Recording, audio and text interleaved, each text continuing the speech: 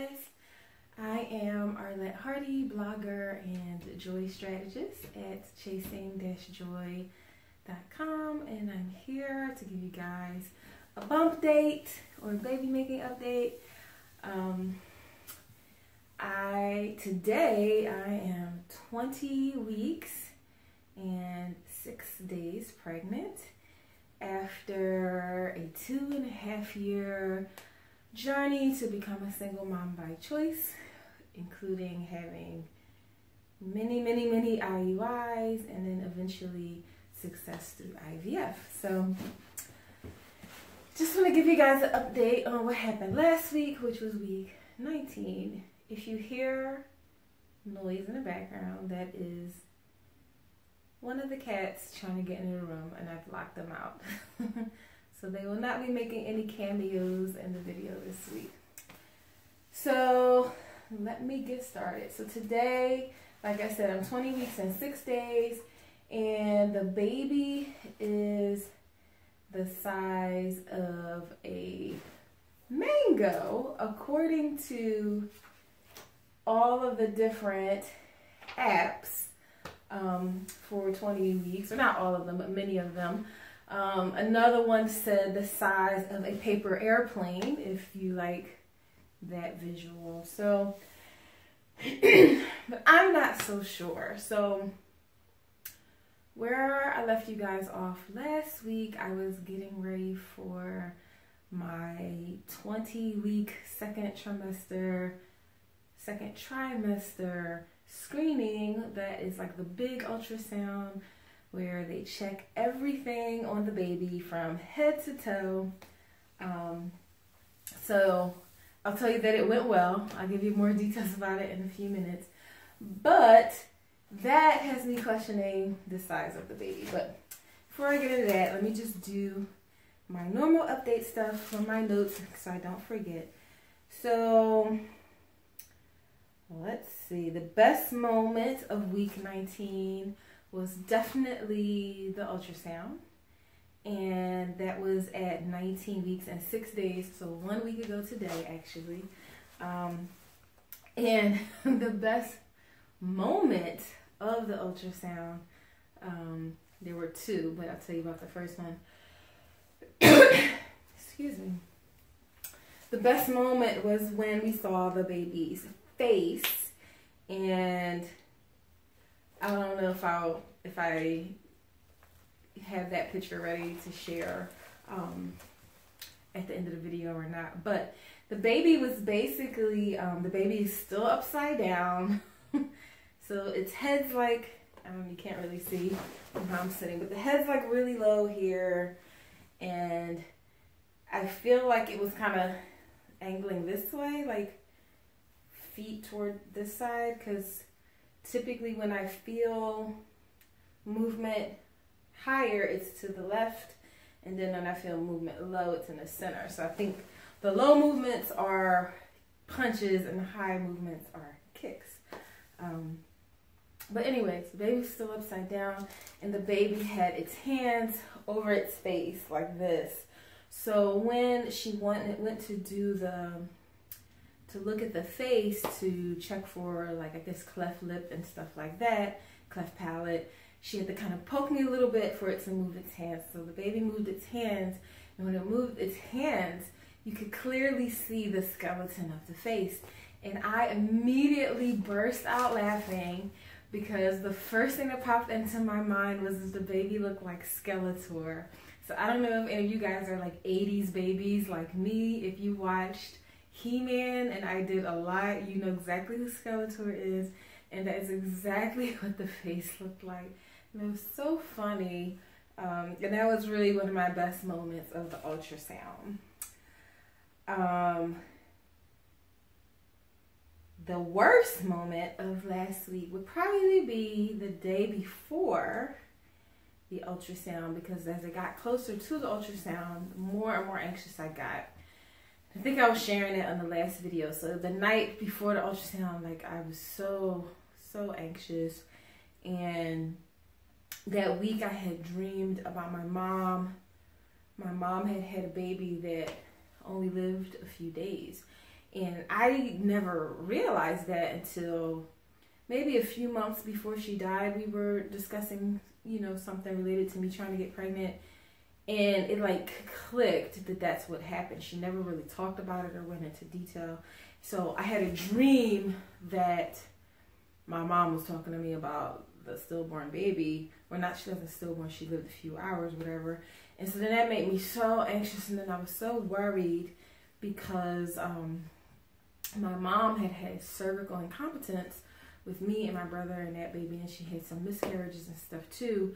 So I was really nervous that I had never brought that up. I had never even thought about it until maybe like 10 days before the ultrasound. Just never occurred to me. So I was really nervous. And then I made the mistake of Googling, which I know we're not supposed to Google, but we all do it. I made the mistake of Googling, is cervical incompetence genetic? And then like all these message boards came up with all these women who felt like it was, and what happened to their moms, and then what happened to them. And I was so freaked out and nervous. So I would really say that day before, I was just really, really anxious and nervous and weepy, like feeling like on the verge of tears, because had got myself so worked up from Googling, stupid me. So that was definitely my worst moment that day. And that brings me to my second best moment. So the second best moment was at the very end of the ultrasound, where they checked the cervical length and everything looked great. It was like 3 centimeters, I think. I think the measurement is in centimeters, but whatever. It was 3 whatevers and closed. So no signs of any cervical incompetence. That was definitely my second best moment of the week, to feel the relief of that, having been so worried and having got myself so worked up over it. So that was really the most interesting thing, was the ultrasound. So basically, the other good thing about the ultrasound, and just in general how it went really good. I liked the ultrasound tech because she was not silent. You know, typically the ultrasound people cannot share anything with you. They're just there to get the images, and then the doctor tells you whatever. So, but as she went along, as she would check each body part, she would say, okay, well, that looks good. Oh, there's the heart. Okay, everything looks good. So hearing as she went that things look good made me relax more and more and more. And everything looked good. Everything looked perfect with the baby. We could see all 4 chambers of the heart and everything moving, 2 hemispheres in the brain, 2 kidneys. She looked at the diaphragm. She looked at the legs, the arms. So I did close my eyes at the beginning, and she's like, you can open them. The baby's like upside down. She was on the head, you know, or the part she was measuring was the head of the baby, like right away. So I didn't accidentally see anything, and I told her that, you know, we didn't want to know from the ultrasound. So when she started to do the lower body, she said, okay, you might want to look away now, because I'm going to be doing the legs. So she did that part. I don't know if my cousin, she came with me, my cousin who's the godmom, I don't know if she looked away or not. I'm not going to even ask her, because I don't want to start wondering. But yes, I didn't see anything. And she just really went through the whole body and the hands and everything. So everything looked great. So it was like such a huge relief. I felt really good leaving the ultrasound. And then I had a doctor's appointment right after that. And the doctor's appointment was maybe 5 minutes at the longest, because she said, well, you know, the ultrasound tech did all the hard part, because, you know, I heard the heartbeat in there and it was good and saw everything. So really the appointment was just if I had questions. So I told the doctor about the cervical incompetence, and then she said, well, and it's typically not genetic, but like everything looked good with me. And what else? Oh, and I only had one question for her. I think I mentioned in the previous video, I had a hot flash one day when my niece was here, and my heart started racing. So I told the doctor that, and she said that's like completely normal. That's just the pregnancy. And she said that I should make sure that I'm being well hydrated and that I'm having protein for breakfast, like in the morning. So I've been trying to do that this week. I was doing pretty good with it earlier in the week, and then I fell off, but I'm going to try to stay focused on starting the day with protein. I don't know how that impacts the hot flash. She said it's like just your hormones doing random things or whatever. So I don't know if the protein helps things to be more like even keel or what. But so then the other interesting thing, so with the practice that I'm at, you see different doctors as you go because you don't have just one doctor. So it's like a team, and that way you get to know them all. So whoever happens to be on duty when you go into labor won't be like a stranger or some doctor you've never dealt with.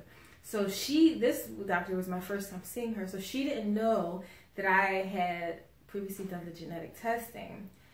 And that the gender of the baby was in, or the sex of the baby is in the file. So I asked her, could they put it on an envelope since my cousin was there with me, and I could just hand it over. So she said, okay, they would have to look for it in the file. So they had buried it deep, which I guess is good so that they wouldn't accidentally like be slipping up or anything. So did that. So the godmom now has the envelope, and yeah, so one of these days, whenever the baby shower is, we'll all find out.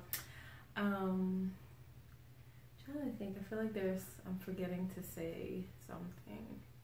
Oh, yes. So back to the size of the baby. So two things that were kind of surprising at the ultrasound. So the real surprising thing was when I left the ultrasound room, she said, oh, okay, well, they have you coming in for ultrasounds every month now. So that kind of surprised me because no one has mentioned anything to me that I'm high risk or anything is wrong. I know I'm an older mom, so, you know, sometimes they automatically consider you high risk when you're 35, but no one's actually said those words to me. So when I did go in with the doctor, I asked her, like, why am I having ultrasounds every month?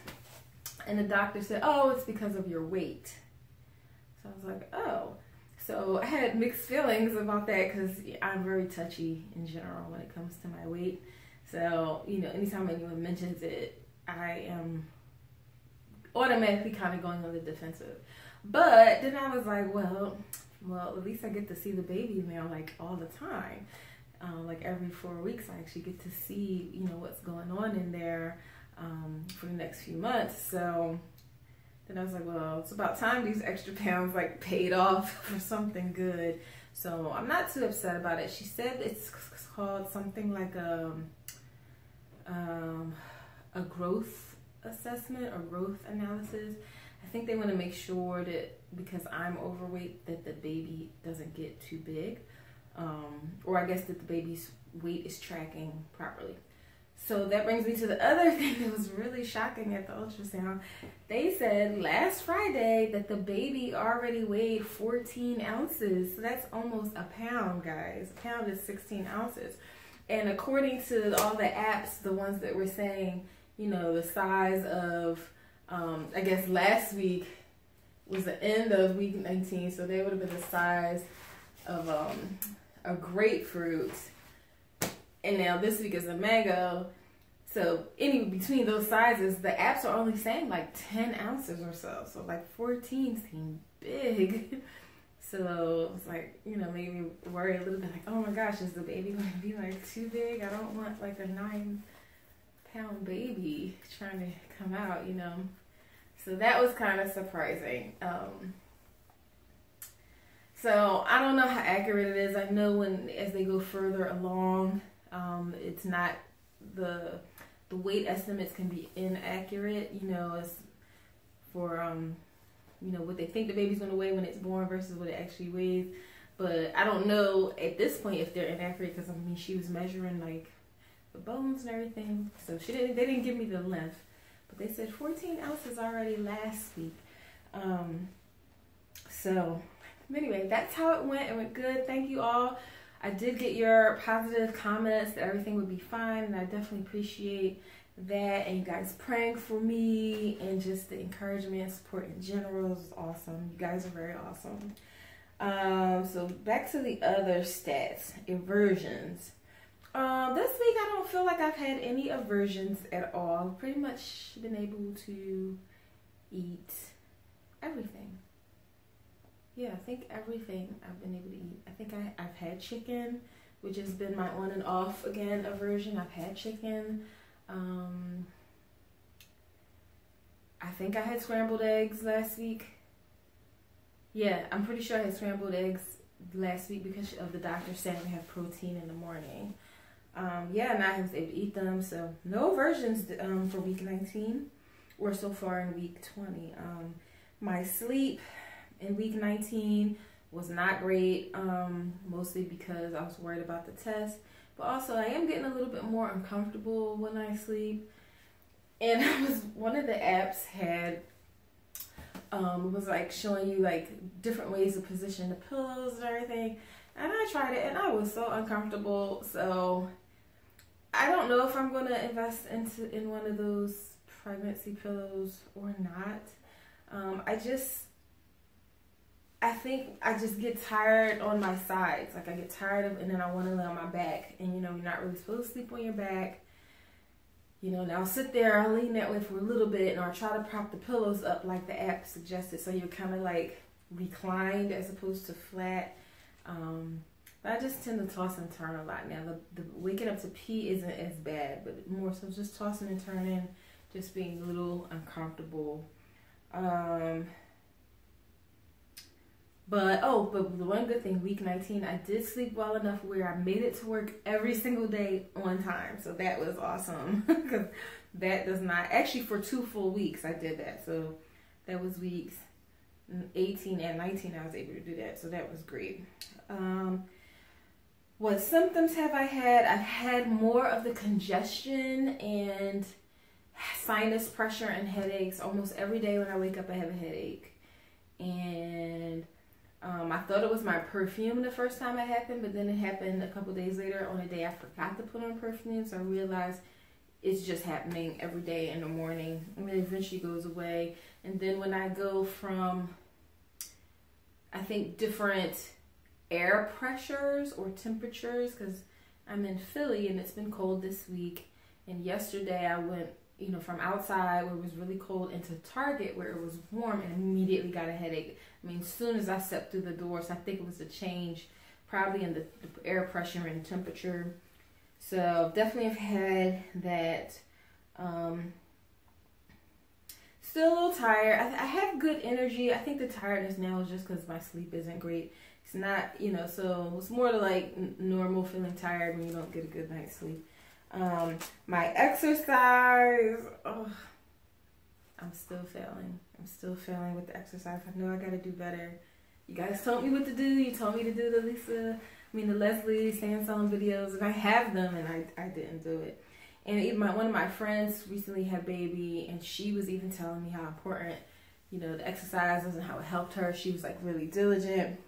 And I was like, oh, such a good reminder because I've fallen off, and so I really need to get it together. My medications, the same stuff as I've been doing, the baby aspirin, and then the vitamins. My mood, so basically last week my mood was anxious. Oh, you know, pretty much I've been in a happy mood, but definitely anxious about just the ultrasound. And who have I told? Okay, so pretty much I have told everyone, but then a funny thing happened. You know, as more and more people know, like the more and more people like kind of comment and say different things, and it's really interesting. One of my friends tried to warn me, and she was like, you know, it's like when you're pregnant, every person feels licensed to just discuss your body in detail, and it does make you a bit uncomfortable. And people, you know, they're being nice and kind and flattering most of the time. Well, all the time. No one said anything mean to me, but it's still kind of awkward to feel like they're either being scrutinized and like discussed in front of you. I guess kind of odd. Purchases. I did purchase a couple things. I haven't received them yet. I got a coupon for some free baby shoes, so I ordered them, and I just got gender neutral colors. I got 2 pair. One was a pair kind of like Converse, and the other was like a sandal. And I got the Converse, I think, in like a navy blue, and the sandal was in a brown color. So it could be, you know, if boy or girl can wear them. And then I also purchased, I went to the site, I think it's Pink Blush. Yeah, I think that's what it's called. One of you guys actually recommended it a few weeks back when I was talking about getting maternity clothes, and so they were having a sale. So I ended up ordering 5 dresses, but it all came to like $87, and I think it was free shipping. Yeah, it was free shipping, which is why I don't have it yet, because the free shipping was like, you know, however many days away. So I'm excited about those purchases. I'm hoping that the dresses work out. Like 3 of them were kind of fancy.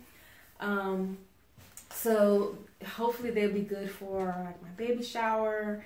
And I have a Chase and Joy event coming up. I have a brunch that I'm hosting on January 13th. So if you're in the Philly area, I'll post a link to the brunch tickets. So if you're in Philly or close enough and you want to come to the brunch and like see me and hang out with me, we'll be discussing like financial planning and like real estate investing, and if you want to work with a realtor.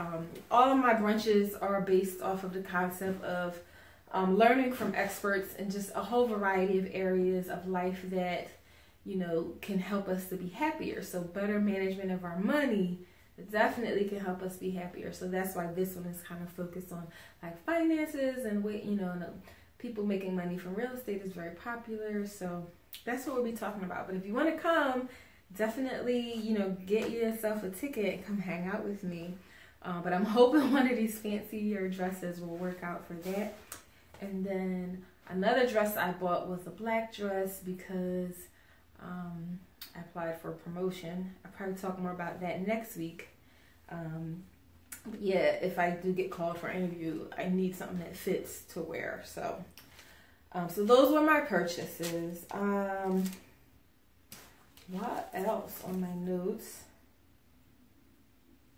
I'll share with you before I finish. I have started to use my book. I don't know if you guys remember last year around, I got this for Christmas from my cousin. It's the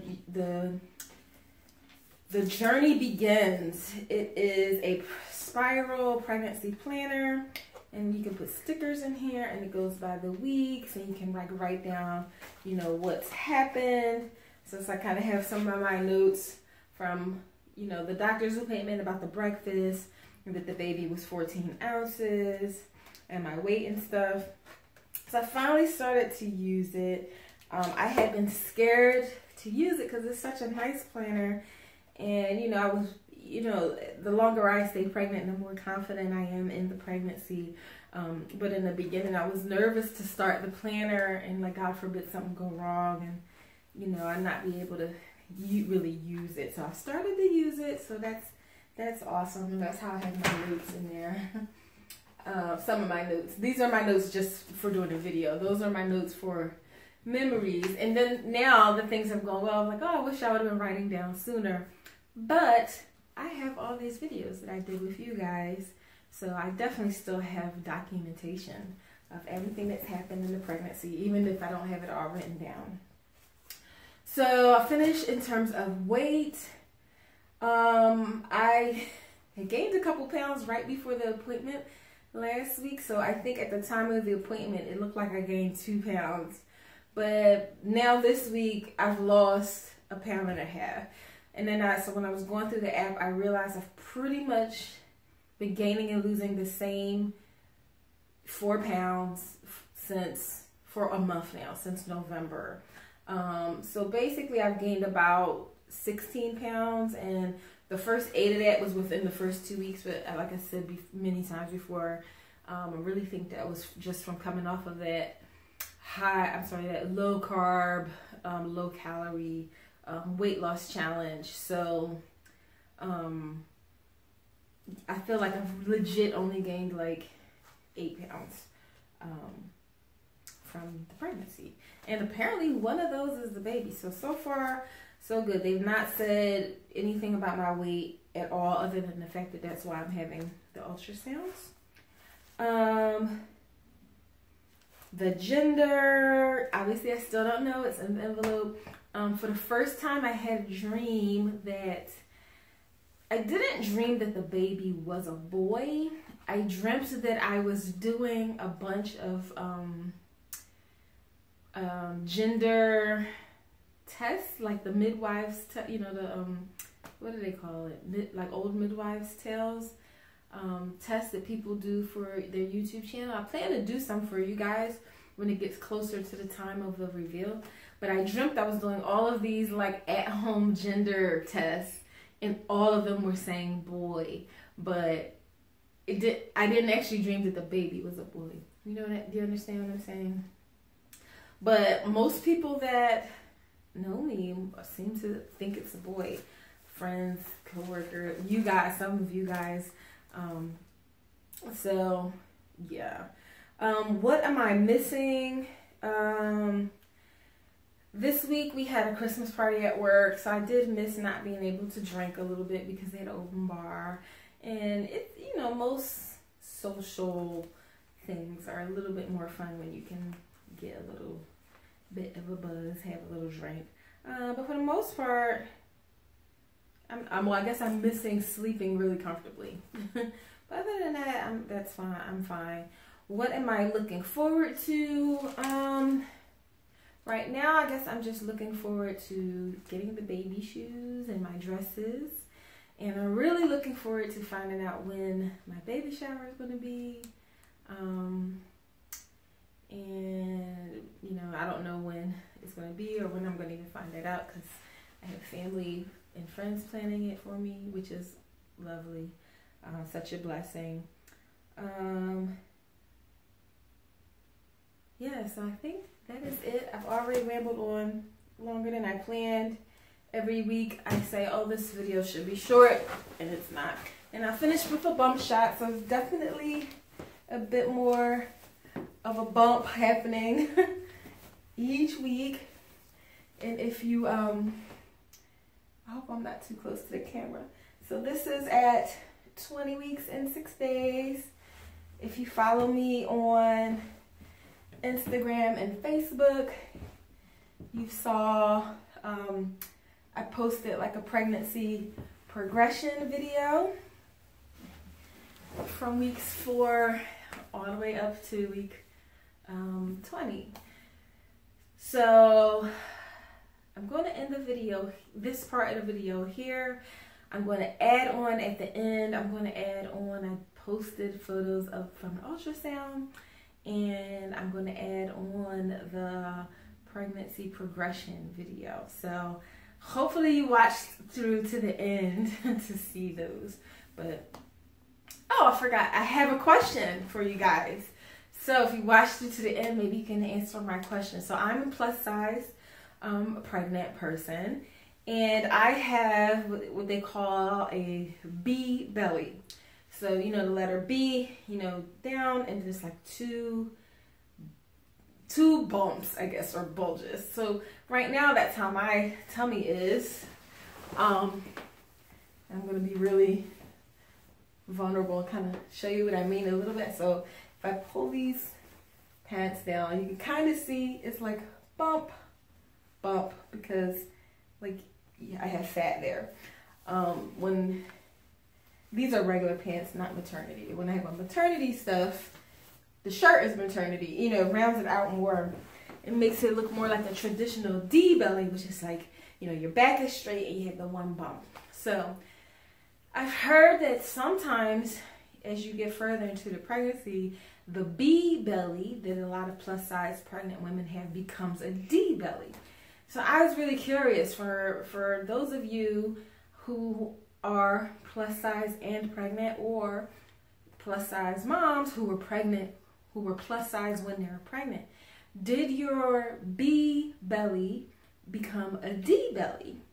And if it did, how far into the pregnancy were you when that happened? Because I would kind of like to be a D belly, because we're so used to seeing that, you know. And you know, I mean, I'm not gonna lose any sleep over it, but I'm curious if it's gonna like completely like round out, or if it's still always gonna kind of be, you know, like poop, like with the pooch, I guess, underneath. So anyway, that's my question. And like I said, video's already too long, But keep watching to see the picture from the ultrasound and to see the pregnancy progression video at the end. So thanks for watching, guys.